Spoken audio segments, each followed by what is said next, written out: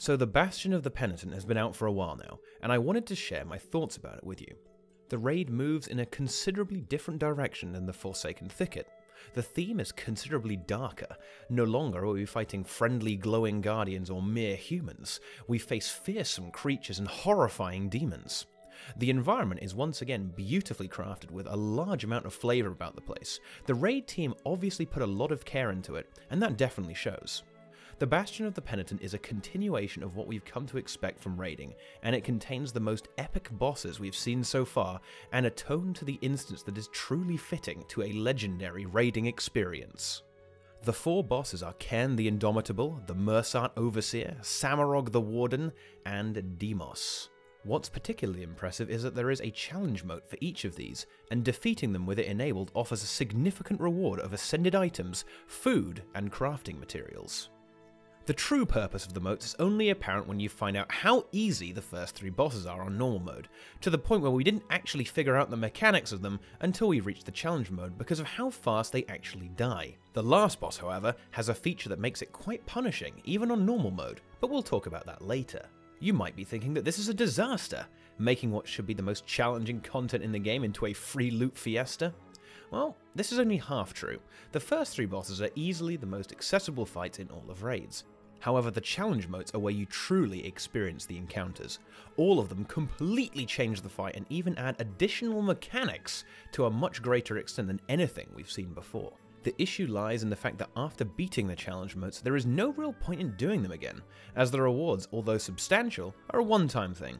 I'd like to see some form of repeatability to future challenge modes, perhaps additional magnetite shards or ascended crafting materials, or if we dare to dream a little, unique rewards only available in challenge mode. In my eyes, this is one of the ways raids could be made more accessible to casual players, while still performing their basic function of being challenging group content. The downside of this is because the normal mode will never be completely trivial, there are still going to be plenty of people complaining about how raids a gating story behind an unsurpassable skill wall.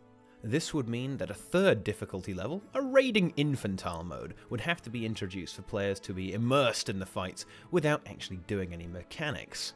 This may certainly be a great solution to make everyone happy, but unfortunately it involves a massive amount of work for ArenaNet to implement. But who knows, maybe one day it will become reality. Now let's talk about the bosses themselves. Cairn shares some similarities with the Veil Guardian. He puts down small AoEs which teleport you, and you must stand in green circles, otherwise you're going to get wrecked. His unique mechanic is that every second that goes by you lose 1% movement speed, and failing to stand in the green circles will put a lot more stacks on you, to the point where you'll be crawling around the arena. Fortunately, to combat this, you'll have access to a special action hotkey which functions as a long-range dash to help you get around, meaning that the slow effect doesn't really come into play too much, as you don't actually need to move that much in the fight. His abilities are well telegraphed and can be avoided pretty easily. He's a great introduction to raiding, as he has mechanics that matter and will severely punish you if you fail, but he has a very generous enrage timer, allowing players new to raiding to not need to worry about DPS. His Agony attack is mildly irritating. It's a 60-second debuff that deals significant damage to nearby allies, and up to 3 people can have this debuff at once. This basically means that 3 players will be hanging outside the stack waiting for the debuff to expire.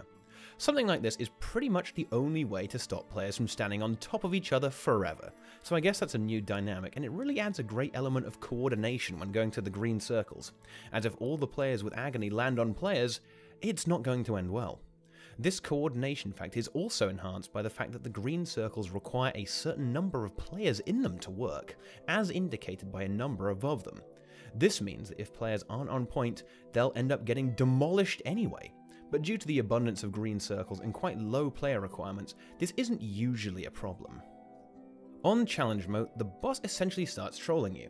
His health is unchanged, but if you don't use your special action hotkey, it will auto-use itself after 10 seconds. It's not particularly difficult, as all you need to do is spam it constantly to prevent plummeting to your death, but it's an additional complication that may take some getting used to. This is probably my least favourite challenge mode, as the fight is basically the same, but with a button constantly interrupting you.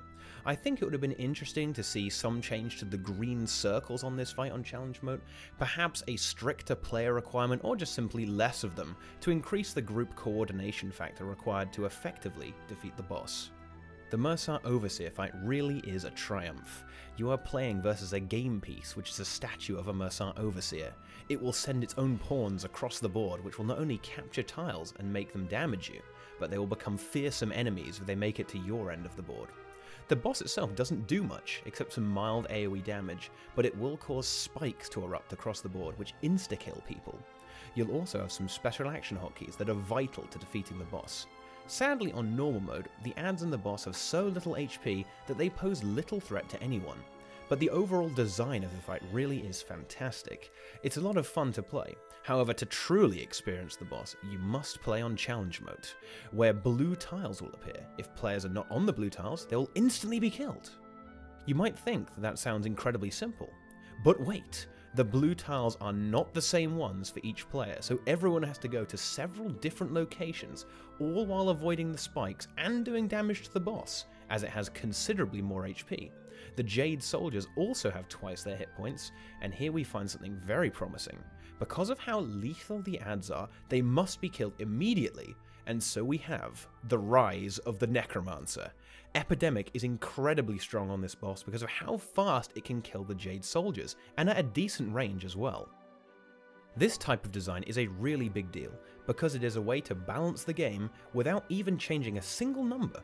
Designing fights that favour a specific piece of utility a profession can bring is such a great way to balance the game, because it gives classes intrinsic value beyond simply doing high DPS. And that is of great promise for the future of raids. Hopefully, we see more of this sort of thing in the future. Overall, the Mercer Overseer is an excellent fight, but woefully undertuned on normal, to the point where you can stand in the middle and burn him so fast you'll only encounter one set of adds, which you can cheese with one of the special action abilities. Play challenge mode to get the real boss. Next up is Samurog the Warden, who is one of the most badass models in the game. He is a giant dinosaur-style monster who wields giant spears. His specialty is knocking players all over the place, and if they end up landing in the field of used spears surrounding the arena, they will be instantly impaled, accompanied by a great sound effect. Samurog is quite possibly the most fair boss in the entire game. You'll only die if you fail to dodge one of his very well telegraphed abilities. They're almost too slow, to be honest, and you can even jump over one of them, which is a nice use of this normally unused mechanic. At 66% and 33%, you'll need to kill 2 mysterious adds in order to start fighting the boss again. What you're supposed to do here is not immediately apparent, but you must push the human onto Samurog and then kill him so he explodes and removes the other add's shield. You'll need to control when you DPS here, because if you don't, the human add will just end up detonating randomly and you'll end up wasting a lot of time. The Jotun's shield will also redirect all damage and conditions to the human until he dies, whereupon he'll resurrect if the Jotun is still alive. This is a pretty cool mechanic that cuts both ways. It makes it very easy to immobilize and damage the human regardless of where you are, but unless you pay attention and stop DPSing when the Jotun gets his shield back, you'll just end up killing the human again. A fresh piece of gameplay in a world where melting everything as fast as possible is the way to go. As a side note, you're supposed to keep the adds apart from each other as they will buff themselves, but that really isn't a problem even on challenge mode. Some more mechanics start to happen in phases 2 and 3, but they really don't matter much on normal mode. Indeed, one of the attacks he gains in the final phase actually makes it easier than the previous ones. He'll perform an insanely slow spear slam, which although quite dangerous, is amusingly easy to dodge, and is more or less the same as him doing nothing for a few seconds. Once again, we find that the challenge mode is where the real fun begins. Suddenly, all of those irrelevant mechanics really matter a lot. He'll be putting a massive amount of terrifying spears about the place in set patterns, and he'll be immobilizing players and calling down spears on them, which require other players to stand on them to prevent gruesome death. This forces you to really think about your tanking strategy and overall positioning of the group in order to deal with these mechanics, as some players will not be able to dodge his knockbacks. It ends up as a very claustrophobic fight, as you'll often be totally surrounded by spears, which will screw you over if you end up in their radius. Challenge mode Samurog also has a lot more hit points. This, combined with a loss in DPS due to dealing with the movement and mechanics, actually makes the Enrage a potential threat. The lack of space also makes the add phase considerably harder to deal with, requiring much better execution than normal mode. Samurog is the perfect example of what a challenge mode should do to a fight, and aside from some unfortunate bugs, It's a fair, although punishing, really well designed fight that requires thought and strategy to correctly execute. Lastly, we arrive at the terrifying Deimos, which contains the most punishing mechanic in the entire game. Simply standing inside a black circle he spawns after 60% HP will pretty much spell doom for your raid, as it will expand rapidly and destroy your team. Also in his repertoire is a knockback which has a good chance of insta-killing you by knocking players off his arena, and a slow cast that will kill you unless you block the attack or hide in a bubble provided by Saul. It is quite odd in a wing of pretty easy bosses, they make the last one so punishing. However, if you can deal with not standing in a circle, then the boss is actually really easy, as he doesn't do too much else, and his knockback is very easy to dodge. Complications arise at each quarter of his hit points, as players will be teleported to a demonic realm to fight one of Saul's bad habits, and will return when the habit has 50% HP. Each of these Sauls have a special ability that is really annoying, and the first and third Sauls must be broken, otherwise they will wreck you, especially the last one, as it will randomly teleport people, and there's a good chance they'll end up in a black goo and wipe the raid. I actually really like all of this, because in this fight the mechanics are very simple, easy to deal with, but here's something really interesting. They actually matter, and that's not something we see a lot in Guild Wars 2, and by actually matter, I mean that even if a single player messes up a single mechanic, it is quite possible that your attempt will be over. All the mechanics are also totally controllable by the players as well, except for who is chosen by the Eye of Janther to teleport players to the fiendish realm of Deimos. Something quite unusual about the fight is that it's pretty much 9-man, as one player will have to be at the edge of the arena kiting hands, which will spawn below the furthest player away. They are more or less playing their own game, and don't really do anything except for run around quite a bit. An odd thing to put in a raid in my opinion, but hey, Revenant finally has a use. The issue with this fight is that it's insanely easy up until the last 30% or so, where it becomes pretty hectic, and mess-ups become a threat. This can be a little frustrating, as wiping means you'll have to do the soul-freeing minigame thingy and melt his hit points all over again to get back to where you were, while more or less attacking a golem. And when you fail, it will almost certainly be over in a matter of seconds. That's not necessarily a bad thing. In fact, it's a good lesson in don't stand in the fire, which is apparently quite the challenge. Deimos also contains a fair amount of personal responsibility, as players' positioning really does matter. Not only will it influence where black goos spawn, players must also be ready to be teleported or be in position to teleport other players, and they must also collect demonic tears which will start to appear and fire projectiles at the group. And as each player can only take one per minute, if there are any slackers, then it's going to be very obvious, as the tears will start to build up and do a large amount of group damage. On challenge mode, this becomes particularly devastating, as it can remove Aegis, which as you'll see is extremely important. This sort of thing is excellent to see. It should not be the case that several key players can carry the entire team by doing all the mechanics for the group, and having multiple leeches in a Deimos group is going to make everyone have a bad time, which, while unfortunate for those actually trying, is a better design philosophy in my opinion. Did I mention how epic this fight is? We begin by freeing Saul by traveling to a demonic plane and breaking chains that also break chains in the real world. But wait, we accidentally freed the evil tormentor of Saul, who will then try to kill us. He also summons hands to grasp at us while having massive amounts of hands himself. We then fight alongside Saul against his fiendish powers while fighting various other character flaws that Saul has, culminating in us facing down the demon in his own realm, where he becomes a giant, smashing us as the ticking damage slowly increases. The only downside of the finale is that it starts at 10% HP and he doesn't recover that much. He has a mere 5 million, meaning that he'll just get burned down, and it's actually the easiest part of the fight, but it makes up for it in how awesome it looks. A truly epic finale to the wing, and thematically quite probably the best raid boss so far. The challenge mode is quite simple.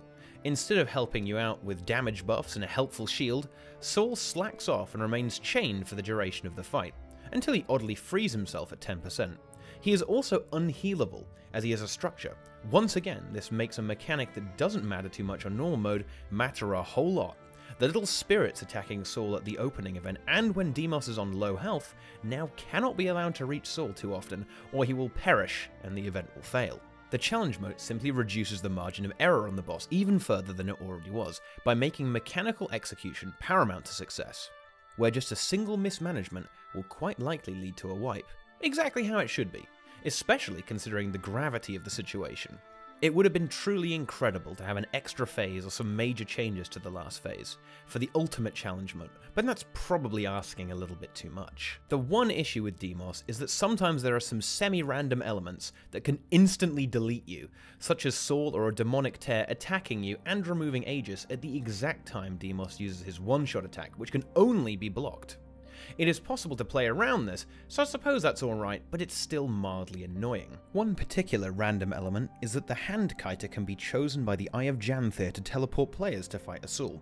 As mentioned previously, you simply have to swap the kiter out for another player, usually a healer, but it seems a little out of place to have this random element in a fight in which all mechanics are controlled through personal mechanical execution. There you have it, those are some thoughts on the brand new raid. Overall, I think it's full of creative, flavoursome fights with engaging mechanics with an excellent side of personal responsibility. It also has a compelling side story that ties up some ends that have been left loose for a very long time. Additionally, both the narrative and boss design take a turn for the more ominous, which is a refreshing change of pace, indicating that ArenaNet plan to produce unique instances, each with perhaps different tones and functions in relation to the story and lore of Tyria. I can't wait to see what they have in store for us next. Thanks for watching.